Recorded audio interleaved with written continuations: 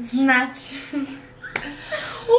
Ами, всеки ден ги боядисвам и поддържам ги, така слагам. Къпим ги с шампуан на Саяс. Изправям ги с преса за коса. Къде без преста? Да. Правим им прически някой път, плитки. Плитки правим. Скоро мислим раста да се правим. Аз утре отивам, отивам, да. С такъв гребен обаче трябва да... Задължително трябва да е такъв. Трябва да е така.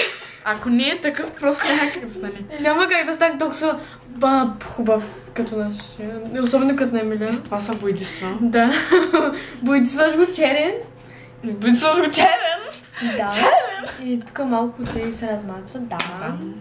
Да. Чакай да го покажа. Покажи го. Да.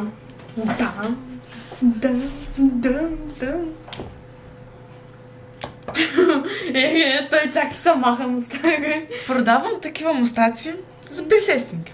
Между другото, такива мустаци има за 50 стотинки. Айде, другия клип са качи. Да, аз виждах нещо от той.